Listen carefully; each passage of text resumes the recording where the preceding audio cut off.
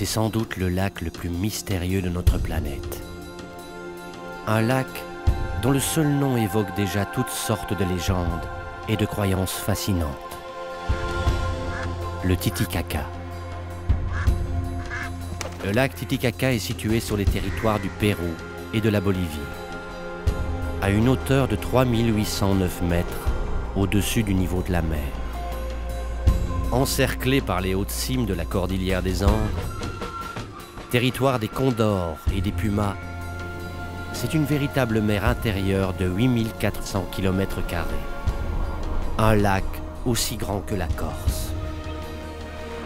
Mais c'est surtout un lac, loin encore d'avoir dévoilé tous ses secrets. Que se cache-t-il dans les eaux sacrées de ce grand lac de légende?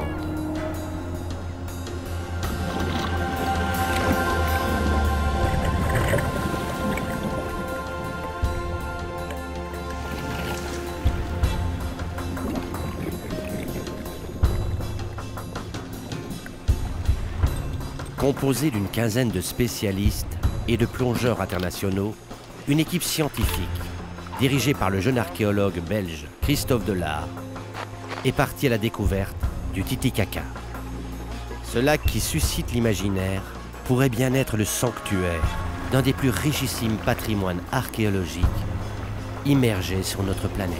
Si on peut essayer de voir, même en surface, je pense qu'on le verra. Par là, quoi. Hein, Je voudrais quand même aller au moins jusqu'à 11.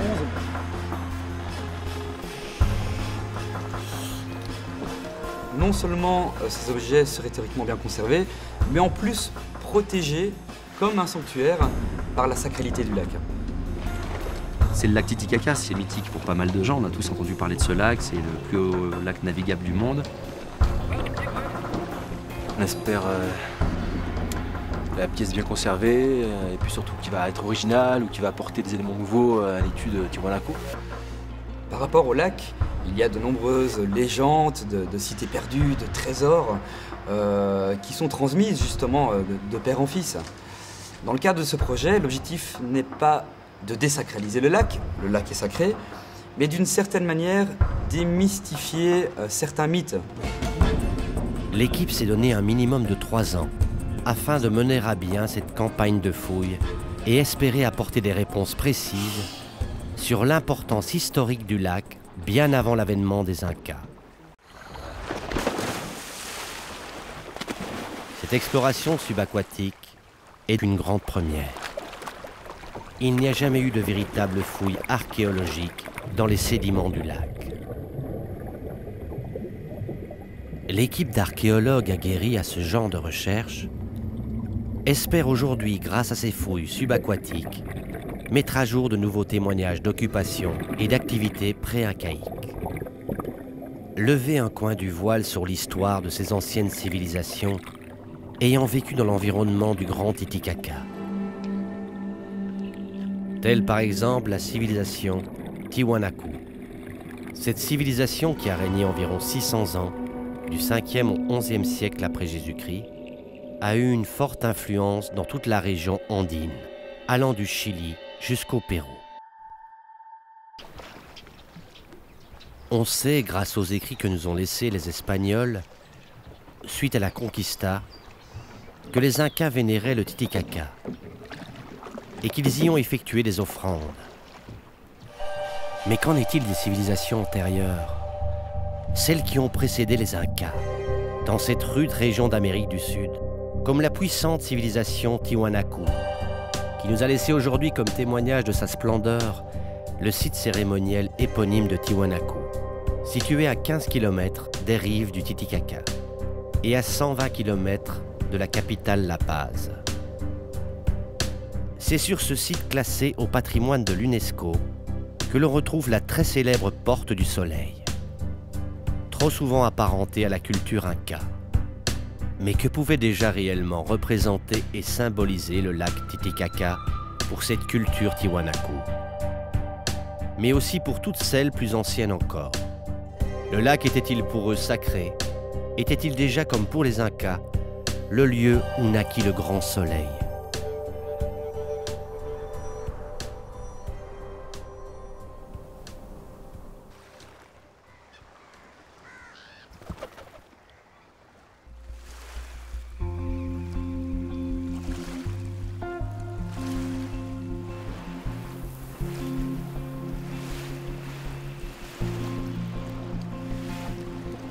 Depuis toujours, non seulement les populations locales, mais également les historiens et archéologues américanistes se sont demandé ce que pouvaient réellement cacher les profondeurs du Titicaca. Cet intérêt vient évidemment de la sacralisation du lac, mais aussi par cette abondance de mythes et de légendes qui entourent cette immense étendue sauvage.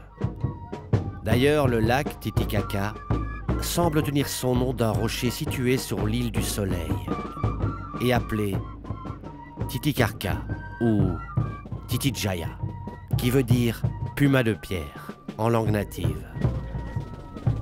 Peut-être en référence au puma noyé et transformé en statue de pierre, selon une très ancienne légende locale.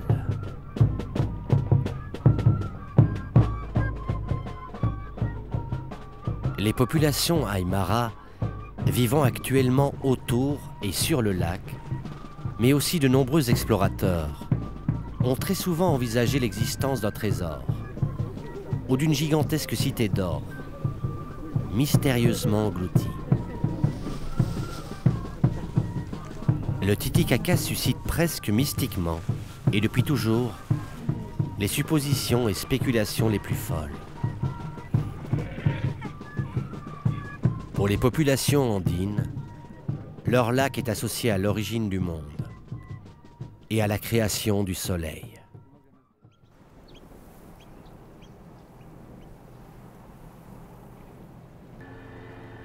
Après de longues analyses d'archives, de données scientifiques et de multiples recoupements d'informations provenant de la mémoire des populations locales, l'équipe peut enfin savourer sa première plongée, côté bolivien, non loin du détroit de Tiquina, au nord du lac mineur.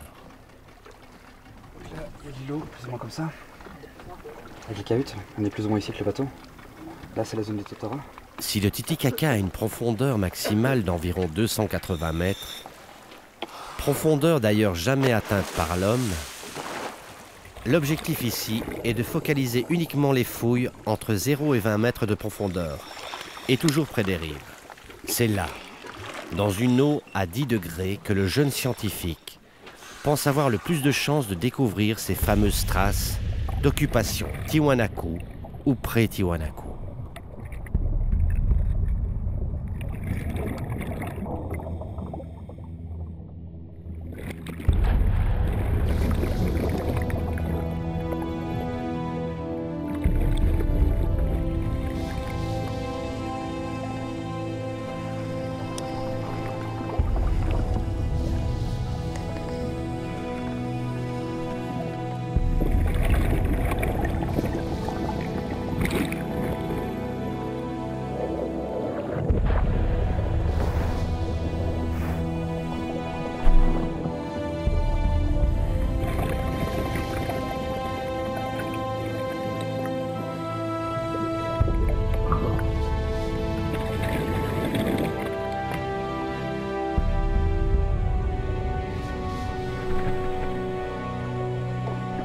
Quatre équipes, de chaque fois 2 plongeurs, vont se relayer environ toutes les 45 minutes à la recherche d'indices. Comme des structures de pierre, de la céramique ou des témoignages de la métallurgie. Mais aussi avec l'espérance de mettre la main sur des éléments organiques qui permettraient d'avoir des informations majeures en termes de datation. Et cela notamment grâce à l'analyse carbone 14 pour les éléments organiques. L'expédition expérimente pour la première fois un nouvel outil. À la recherche du moindre indice qui pourrait être minuscule, un tamis a été spécialement confectionné pour récupérer tous les rejets sortant des aspirateurs à sédiments.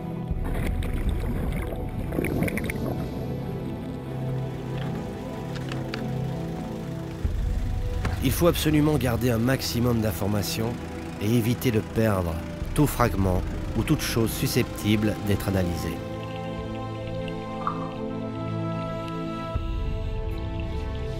Surtout ne pas détruire l'éventuel patrimoine, mais seulement le contexte, c'est-à-dire l'environnement dans lequel le patrimoine est peut-être conservé depuis des siècles, voire des millénaires.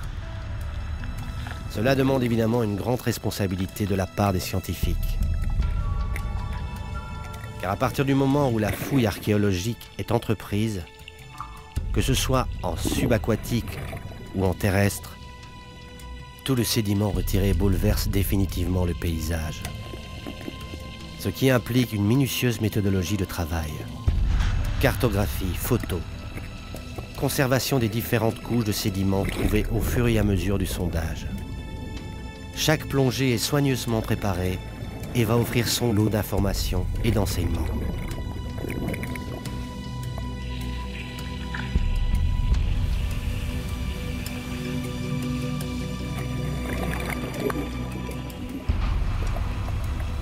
On garde tout. Les petits tessons, les milliers d'arrêts de poissons qu'on a trouvés, on va tout le garder. Les ossements, les feuilles de coca si on les trouve. L'eau limpide du lac devient rapidement trouble. La visibilité est presque nulle. Mais les plongeurs archéologues de l'équipe sont habitués et entraînés à ces conditions difficiles et délicates.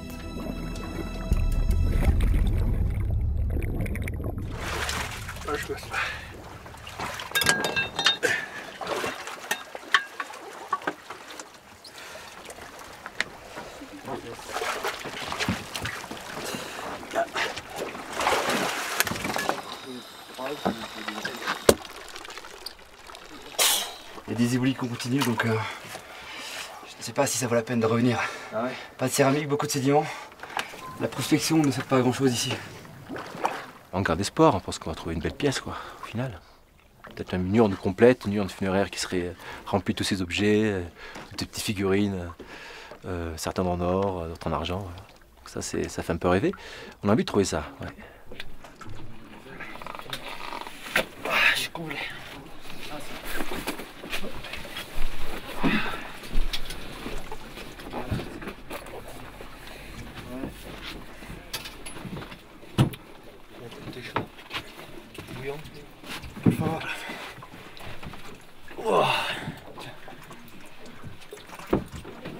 Je suis resté 10 minutes en trop sous l'eau là.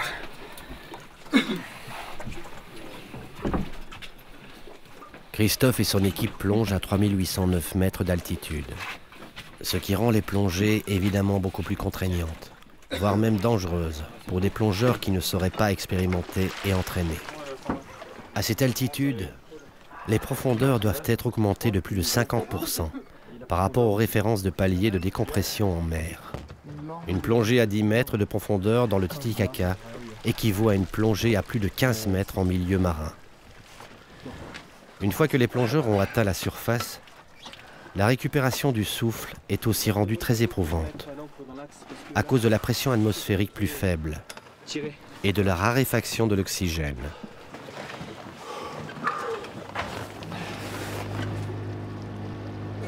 Après plus de 15 jours de fouilles dans ce secteur de Tikina, il n'y a malheureusement toujours aucune découverte, aucun résultat significatif.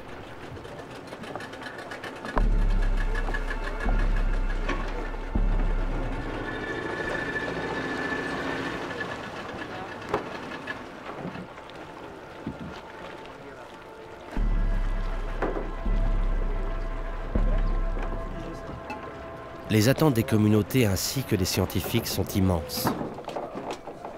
Mais chacun espère maintenant les premières découvertes.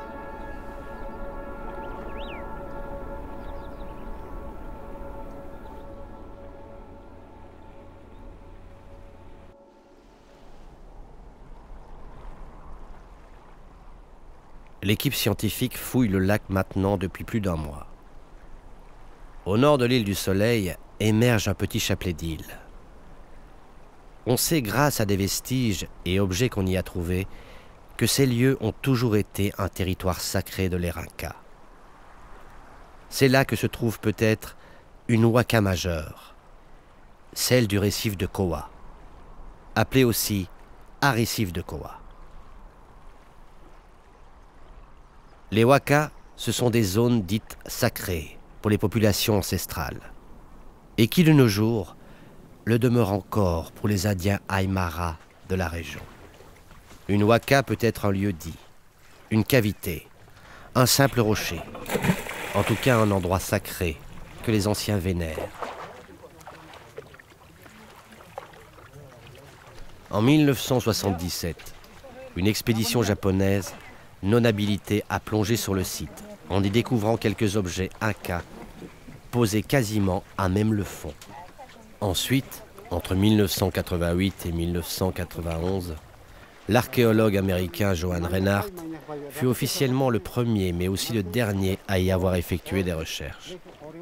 Mais si le site de Koa pourrait être un lieu d'offrande inca, qu'en est-il pour les Tiwanaku, ou même les populations plus anciennes encore?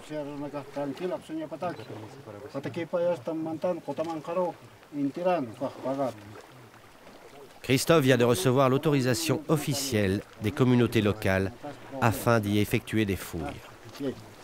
Pour lui et son équipe, mais aussi pour les habitants du lac, de nouveaux espoirs sont fondés sur ce récif.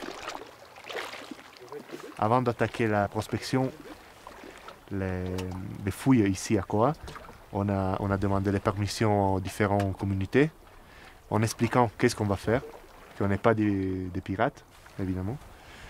Et on a fait nous aussi nos offrandes. On a sacrifié nos lamas, nos feuilles de coca, on a fait tout ce qu'il fallait faire.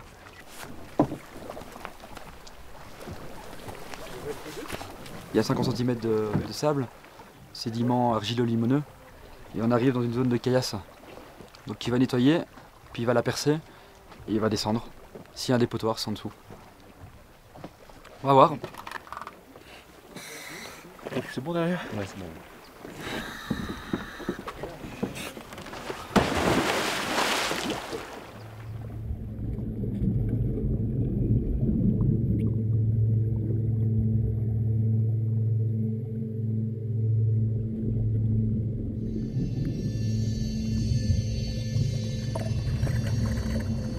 Le récif de Koa, signifiant le lieu dit du puma en Aymara, n'a pas toujours été un récif.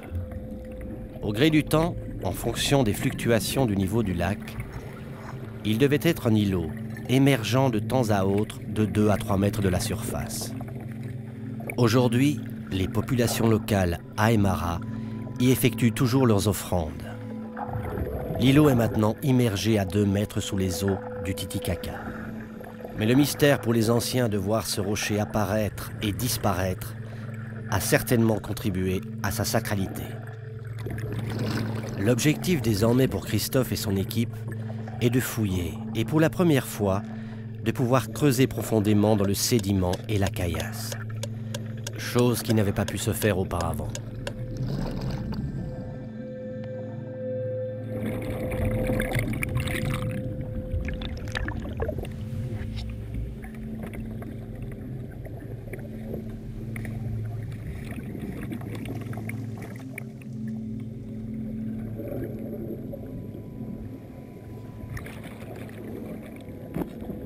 Avant de pouvoir commencer à creuser et sonder le site, il est essentiel une nouvelle fois d'opérer à la délicate installation des aspirateurs à sédiments et des tamis de récupération. Cette opération nécessite toujours la plus grande précision, car elle conditionne le travail de fouille qui suivra. Let's go.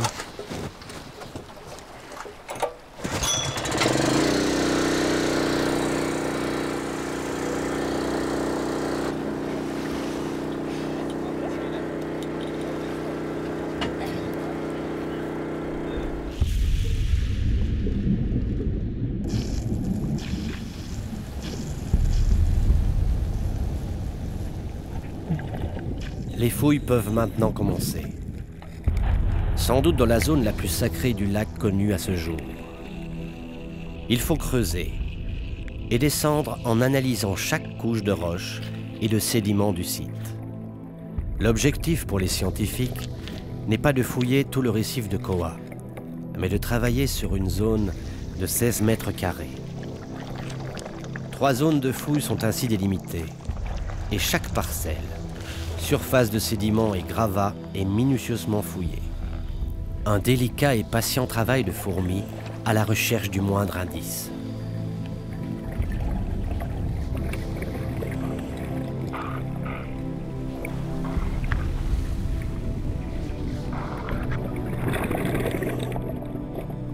qui est un petit peu particulier pour ce site, c'est qu'on est sur un site d'offrande, donc il n'y a pas eu d'habitat, il n'y a pas eu de vie, il n'y a pas de...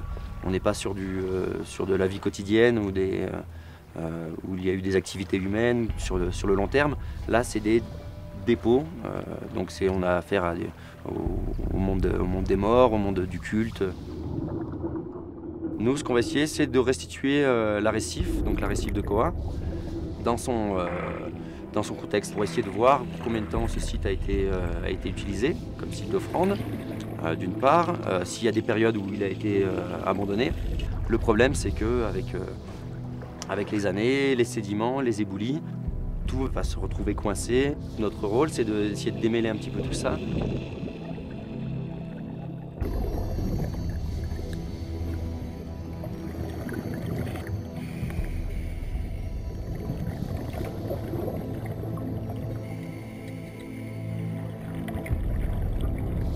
Après plusieurs journées de fouilles, les archéologues découvrent enfin, après avoir creusé près d'1 mètre dans les sédiments et la roche, ce qui semble être des ossements. Dans la foulée, une mâchoire de lama et un premier fragment de céramique est également trouvé. Le site de Koha paraît prometteur.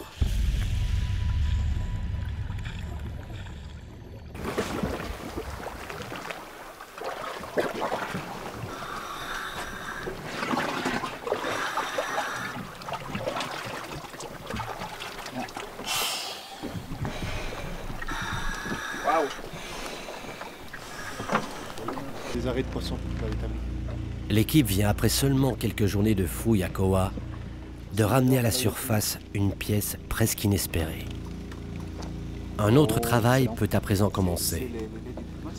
L'observation détaillée des objets. Regarde, il manque le visage. Non, regarde, t'as bien l'œil, la bouche et la dent. Et ça, tu peux imaginer que t'avais le truc qui est comme ça ici, tu vois. C'est de la céramique, disons ce soir, une petite sérieux. Et c'est des offrandes cérémonielles, Tiwanaku. Il n'y a pas de traces de pigments, je crois pas. On voit que ça a été moulé, on voit des traces de doigts à l'intérieur. Donc souvent ils avaient un moule, donc ils mettent une matrice quoi. Ils mettent l'argile et alors on voit des traces de doigts. On peut quasi avoir les empreintes digitales de personnes il y a 1500 ans. C'est incroyable. T'as ramené quoi encore? Des écailles? Waouh. Ah oui, c'est vrai. C'est dans le tamis ou Non, rien dans les tamis. Martial, nivelle et décompression. Chaque palanquée des plongeurs archéologues remonte désormais avec quelque chose. C'est un soulagement pour les scientifiques. Si d'après Christophe Delard, la zone archéologique du récif de Koha s'étendrait sur plus de 2400 mètres carrés, les découvertes prometteuses enregistrées jusqu'à maintenant sur seulement une dizaine de mètres carrés pourraient peut-être signifier que Koha est un site d'offrande majeur et à peine effleuré. On dirait de la pierre. Je ne sais pas vraiment. Vous avez trouvé d'autres fragments? Non, pour le moment, c'est l'unique. La forme paraît rare et très spéciale. On dirait une partie de pierre. On va continuer à fouiller avec plus de prudence pour essayer de repérer d'autres éléments. Oui, en plus, le comportement et la conservation des pierres sous l'eau est différente qu'en surface. Ça pourrait être de la céramique. Ça pourrait être une offrande pré-Tiwanaku subaquatique. Oui. Et dans la zone de recherche, vous avez trouvé d'autres fragments avec ces formes carrées ou circulaires identiques? Les deux.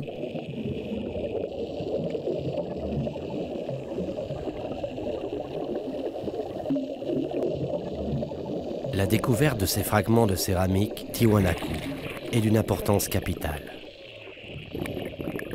La première céramique avec la tête de puma de profil n'est donc pas une pièce Tiwanaku isolée. Cela pourrait donc démontrer que Koha était déjà un lieu d'offrande du temps de la civilisation Tiwanaku. Alors que les anciennes recherches n'avaient mis la main essentiellement que sur des objets incas, ici, les premiers fragments découverts dans les sédiments sont exclusivement plus anciens, de l'époque Tiwanaku. Cela soulève en tout cas une nouvelle interrogation. comment on peut retrouver des objets, par exemple de Tiwanaku et Inca, alors qu'ils n'ont jamais été en contact sur les sites d'offrandes subaquatiques? C'est une question assez voilà, qu'on se pose. Comment ça se fait que les Incas savaient que là, sous l'eau, c'était un endroit sacré? Et justement, c'est d'abord lié aux variations du niveau de l'eau. Donc à savoir que le niveau d'eau était beaucoup plus bas, donc la récif émergeait, donc c'était une petite île. Donc Tiwanaku faisait des offrandes à partir du bord. Les Incas l'ont fait aussi. Et d'ailleurs, une source coloniale parle justement de la montée des eaux durant la période Inca. Donc a priori, la récif de Koa a disparu à ce moment-là. Et petit à petit, on va savoir pourquoi. Quoi qu'il arrive, ça reste un endroit sacré.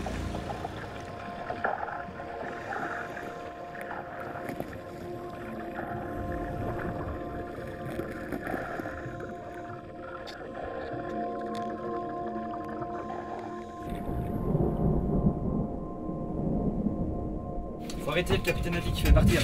Je pense que ça va passer derrière. Il y a le vent qui nous tombe dessus. La pluie qui nous tombe dessus.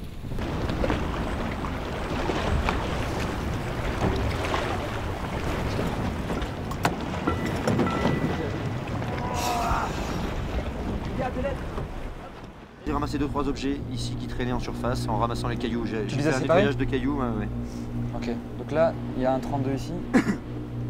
Il y a un 32 là. C'est ce qui est en sachet, ça je te le donnerai. Et donc là, tu as une zone un peu jaune. Et là, il y avait toute une petite zone de un petit cailloutier. Une fois que j'arrive en bas, il y a un petit sédiment un peu plus compact. De jaune sableux. Ouais. Cailloutier Sableux. Plus sédiment, jaune, sableux. Encore du boulot là. Il y a encore du boulot, ouais. Encore à mort. On aura le vrai profil de la roche-mère. Ouais. Ouais, puis t'auras même une profondeur, etc. aussi. On aura tout, et on sait même quantifier le mètre cube de sédiment qu'on a retiré, quoi. Ok. Ça va être cool, ça. Ce nombre conséquent de fragments de céramique et d'ossements découverts engendre de nouvelles questions. Les céramiques déposées intactes dans l'eau par les anciens devaient de toute évidence se briser en touchant la roche ou le fond. Et pouvaient aussi s'abîmer suite à des éboulements dans le récif. En fonction de la topographie du site et l'obligation pour l'équipe de fouiller profondément dans les sédiments, l'espoir de retrouver des objets intacts semble a priori plutôt mince. Mais à contrario, ces tonnes de sédiments ont aussi peut-être protégé certains objets. Quoi qu'il en soit, avec les fragments recueillis à ce jour, les premières analyses à la base de Shaya pourront déterminer à quel type et à quelle quantité d'objets intacts ils pourraient appartenir. Le travail de l'équipe d'archéologues restaurateurs consiste maintenant à analyser les fragments et à restaurer les pièces. L'objectif est de réunir tous les fragments découverts et, tel un puzzle, espérer pouvoir reconstituer entièrement certains objets. Il sera alors possible de quantifier le nombre exact d'objets d'offrande découverts jusqu'ici sur le récif. Ces données permettront ainsi d'avoir une première évaluation du potentiel archéologique de Koa.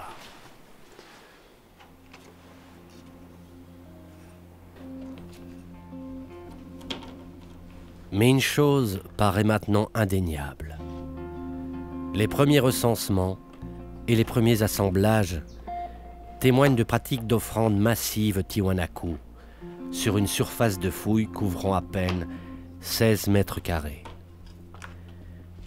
Les 2400 mètres carrés du site de Koa pourraient donc bien cacher un patrimoine historique pré-incaïque dense et exceptionnel.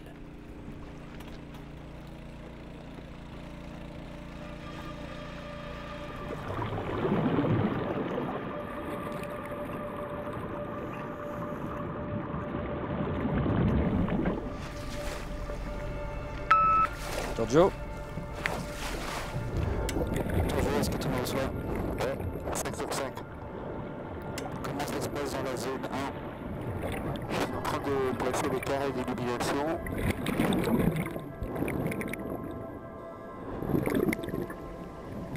Là, j'ai un problème avec un piquet qui reste pas en place, il y a trop de caillasses. Ok, je te laisse travailler, tiens au courant, c'est du nouveau. Ouais.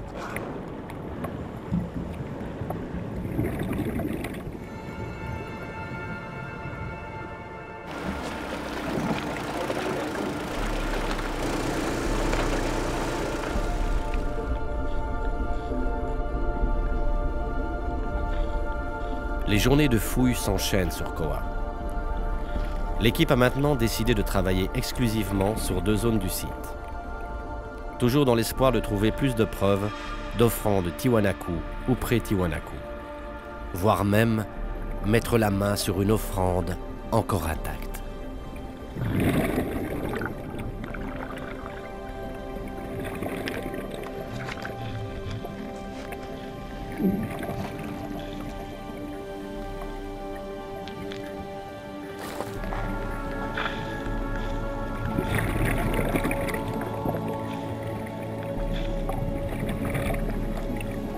Mais c'est sur l'autre périmètre de fouilles qu'une nouvelle découverte majeure est faite. En fait, c'est une encre antique, enfin une encre Tiwanaku, qui a vraiment une forme spécifique un peu de cacahuète en fait. T'as une rainure au milieu, donc il passait la corde là. Et soit sinon qui est resté coincé quand ils sont venus ici, puis ils ont dû peut-être couper et la laisser au fond, ou peut-être en lest, on ne sait pas trop encore. Qu'est-ce qu'on va regarder maintenant? S'il y a encore des fragments de cordes. Parce qu'on n'a pas de corde Tiwanaku. On ne sait pas avec quoi ils le faisaient, quel genre de fibres, quel genre de... on ne sait pas. Laurent et Martial vont aller voir.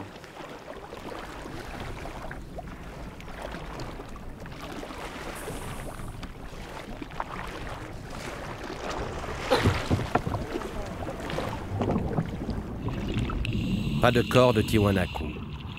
Mais la découverte de cette encre, bel et bien Tiwanaku, est exceptionnelle. Avec la densité de plus en plus importante du matériel Tiwanaku découvert, ce site d'offrande subaquatique pourrait être un sanctuaire majeur de cette époque. L'isolement du site, loin des zones habitées, et la densité des offrandes prouvent que le peuple de Tiwanaku possédait des navigateurs expérimentés, capables de braver les vents et les intempéries.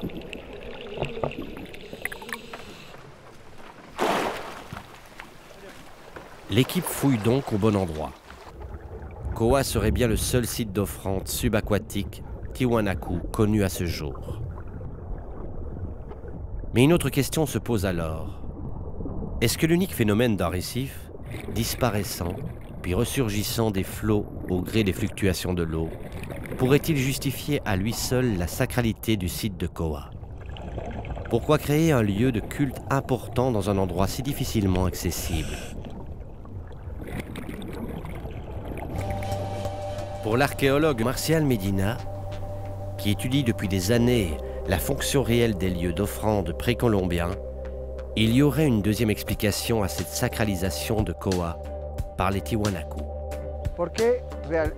Pourquoi faire un sanctuaire au milieu du lac, à une distance d'environ 60 km du point principal qu'est Tiwanaku?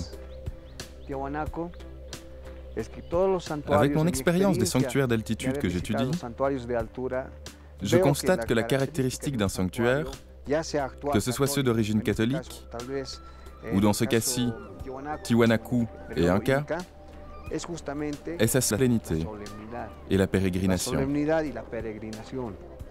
Se rendre en ces lieux nécessite une pénible marche et une intense fatigue. C'est sans doute une des raisons de la sacralisation de ces sanctuaires. Il faut pouvoir le mériter. Pour les Tiwanaku, aller sur ce lieu inhospitalier et balayé par les vents, après avoir longuement marché et navigué, est un acte nécessaire. Nous ne savons pas encore à quelle période, année ou mois, ces offrandes ont lieu, mais on peut certainement affirmer que la nature de ces offrandes démontre que ce sanctuaire de Koa est un site essentiel. Cette encre est une superbe découverte et pousse l'équipe à intensifier le rythme des plongées. C'est bien tendu, oui. Ouais, ça fait bien 30 kilos.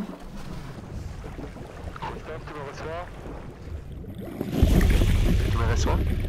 Ouais, 5 sur 5.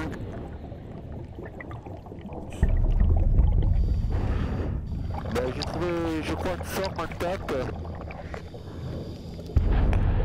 Je n'entends pas très bien, est-ce que tu peux répéter, Giorgio? J'ai trouvé une tête intacte de humain. Elle est belle cette tête, bien intacte. Tête de puma en céramique. Comme d'habitude, Giorgio. En contexte, photo, prélèvement.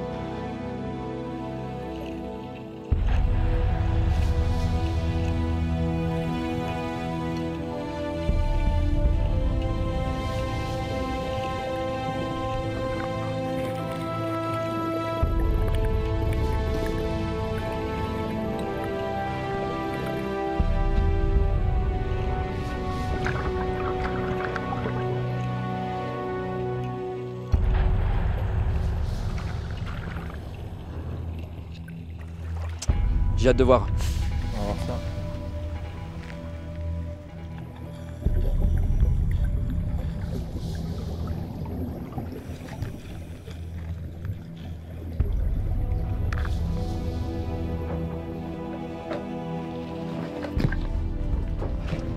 Il est vraiment beau, hein?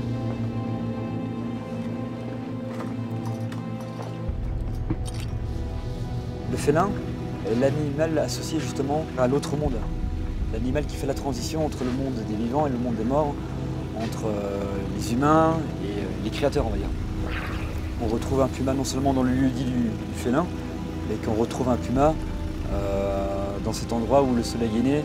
C'est comme s'il y avait un accès, on va dire.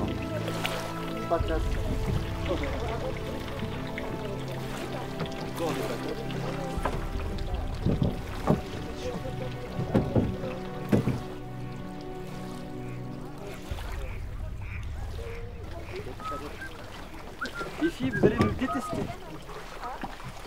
On vous a ramené des choses en qualité et en quantité.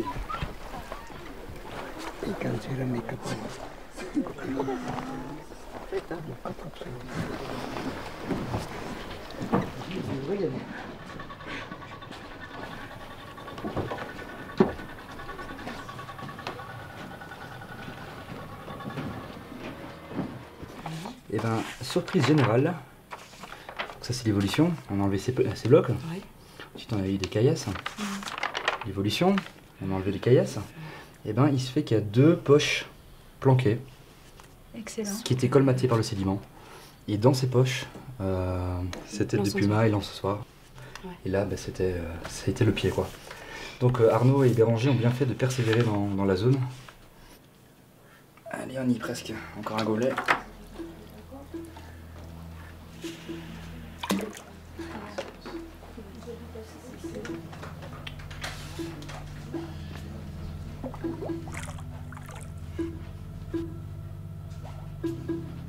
T'as Marie-Julie cette tête, ça. Super. Magnifique. Elle est incroyable, hein. Ouais. Alors il manque juste ici, les 2, qu'on a trouvé en contexte. Et ça aussi, elle est juste intacte. Je l'ai pas encore vu de près, je me suis pas permis. Ouais, elle est vraiment jolie, quoi. Avec le soleil. Waouh. Bon allez, prélèvement. C'est un encensoir, Tiwanaku, incensario. Donc c'est les offrandes typiques qu'on retrouve à Koa. Sauf que surtout c'est le premier complet. On fait toujours des photos des objets juste après la fouille pour garder une trace de l'état dans lequel ils sont au moment où on les reçoit et pour pouvoir contrôler l'évolution. C'est quel locus? C'est le dire 50. Zone 1. Tous les éléments trouvés dans l'encensoir vont être conservés et analysés afin de pouvoir interpréter la composition d'une offrande Tiwanaku. Mais ayant vécu longtemps dans l'eau froide, chaque objet, chaque élément est désormais fortement fragilisé. Il faut absolument veiller à suivre un minutieux et délicat protocole de conservation pour chaque objet ou élément retrouvé. Cette tâche délicate est confiée aux 2 archéologues conservatrices de l'équipe.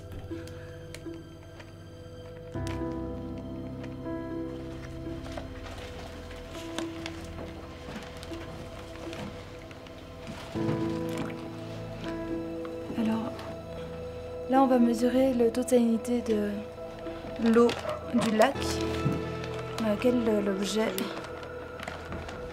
a séjourné pendant des siècles. Ce qui est génial, c'est que dans la zone en contrebas, on a une plage d'arêtes de poisson, par exemple, et des coquilles d'œufs. Donc on essaie de trouver un peu le contexte. Ici, vu qu'on avait une poche scellée par des dalles, et vraiment une poche coincée qui a plus bougé, et qu'on retrouve ça dedans, et qu'effectivement en contrebas on retrouve plein de fragments de céramique qui ont été justement écrasés par l'éboulis, ben, on sait maintenant que les arêtes viennent de l'encensoir, simplement. Ça va? J'ai bien bossé. Par rapport à l'autre, ils ont la même tête ou pas? Par contre, lui, il a été vidé. Ouais. Et je voudrais savoir s'il a la même tête. Déjà, on a le cadre complet, quoi. Ouais. Magnifique. Voilà son ami. Il est grand, Et je crois que c'est bien sa tête parce que c'est la même patte. Voilà la bête. Et le reste c'est dans le 53. Vous aurez du boulot les prochaines. Ça pourrait être une corde, peut-être. En tout cas ça c'est quasi mon prélèvement le plus précieux. Première fibre. Et j'en ai vu d'autres coincés.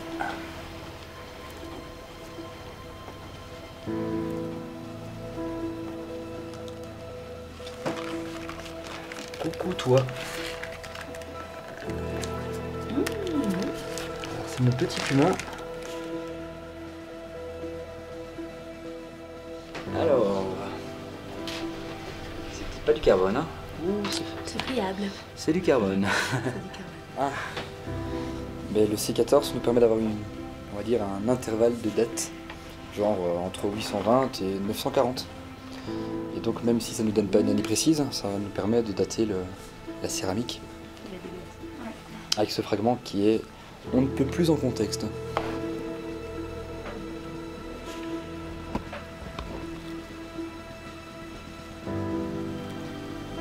Ils étaient à 1,50 m de distance.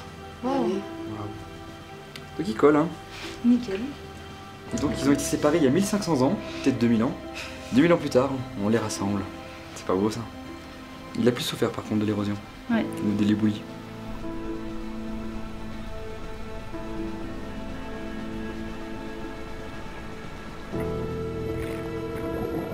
Des objets par dizaines.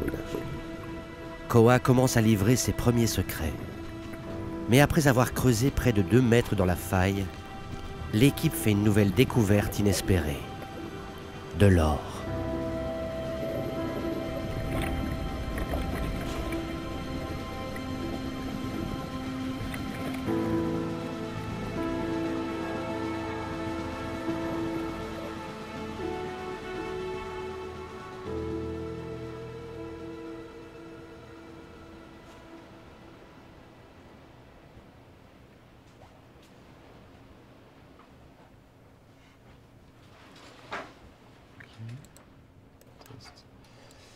Nous, ce qui nous intéresse, c'est pas de retrouver de l'or. Ce qui nous intéresse, c'est retrouver justement un artisanat disparu, on va dire une maîtrise disparue. Parce qu'on n'a quasi plus aucun témoin de métallurgie pour la période de Tiwanaku. On a une feuille d'or martelé, découpée. Donc ils l'ont découpée de manière circulaire. Et on voit que la technique, grâce au microscope notamment, que cette feuille elle est incisée. En tout cas, il y a un motif justement sur sa face. Et qu'en regardant de très près, on se rend compte que ce motif est incisé, quasi poinçonné. Le motif est assez complexe, donc il ne faut pas oublier que ce petit dessin, qui est assez précis, que cette petite pièce ne dépasse pas les 4 cm. Donc on va dire les artisans de la période de Tiwanaku, on va dire maîtrisaient ce genre de... maîtrisaient justement non seulement les motifs, mais sur ce genre de matériaux.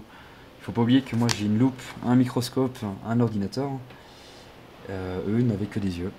Donc c'est assez incroyable et c'est assez émouvant d'ailleurs d'être le premier à déchiffrer, on va dire, ce motif. L'or, on va dire, c'est un peu les larmes du soleil. Donc c'est totalement associé au soleil. Et donc ce culte de l'or et du soleil n'est pas seulement un cas, mais pré-incaïque, avec Tiwanaku. Et la plus grande nouvelle pour moi aujourd'hui, c'est cette petite feuille en plus. Non pas qu'elle soit d'or, mais c'est que c'est un petit pectoral avec des incisions très très fines. L'intérêt, c'est que l'iconographie n'est pas Tiwanaku, elle est pré-Tiwanaku, formative. C'est le motif Yayamama. Donc celui-là, il est très dur à déchiffrer, mais ça veut dire qu'on a vraiment une pérennité culturelle. Il y a quasi 2000 ans d'écart entre la période formative et la période Inca. Donc en termes de pérennité culturelle, c'est assez incroyable. Donc voilà, l'eau préserve, mais surtout l'eau protège.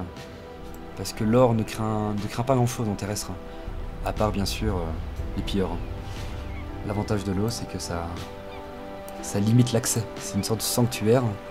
Pour le Titicaca, c'est parfait comme terme, mais surtout, c'est une barrière. Parce que l'homme n'est pas amené à plonger dans l'eau de manière naturelle. Après un mois de fouilles sur le récif de Koa, des dizaines de mètres cubes de sédiments auront été dégagés pour mettre la main sur plus de 2000 objets et fragments. Christophe Delard et son équipe viennent sans doute de mettre à jour un patrimoine archéologique exceptionnel.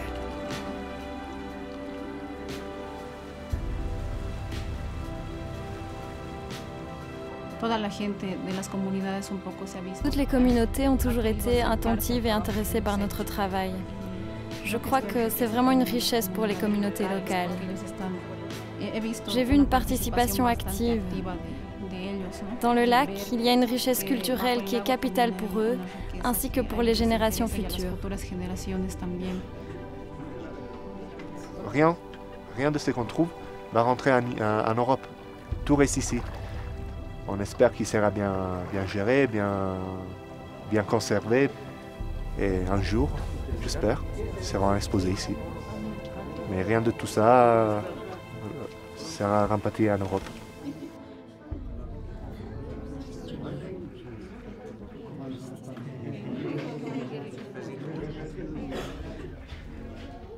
Il y a ce projet qui s'est mis en place. On a réussi à avoir la confiance des communautés justement par ce travail de longue haleine, non seulement au niveau scientifique, mais au niveau relationnel. Voilà, on travaille sur un patrimoine bolivien avec les Boliviens.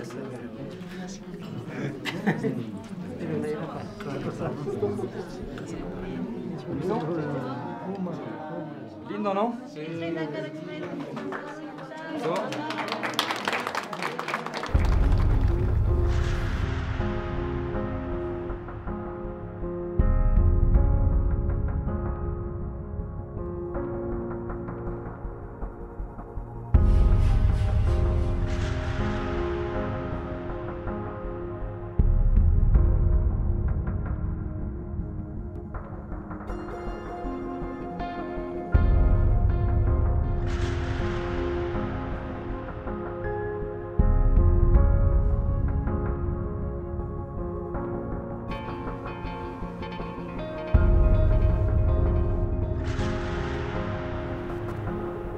Que reste-t-il à découvrir dans les eaux mystérieuses du Titicaca?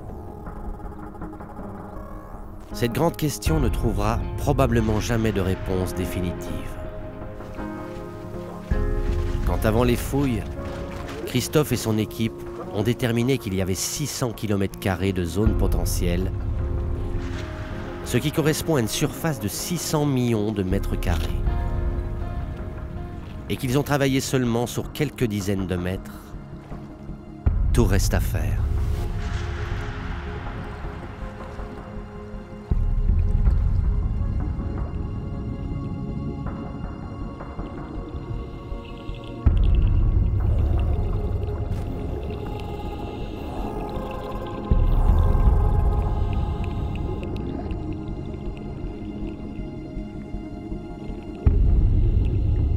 Tels les vieux livres que l'on consulte, les fouilles qui se poursuivront durant minimum 3 années encore permettront peut-être aux scientifiques de remonter toujours plus loin dans le temps et tenter ainsi de mieux comprendre l'histoire trop méconnue de ces grandes civilisations andines. Mais quoi que dévoileront encore les flots sacrés du Titicaca, ces eaux froides continueront à jamais à nous cacher des trésors inestimables et à nous conter de fabuleuses histoires et légendes.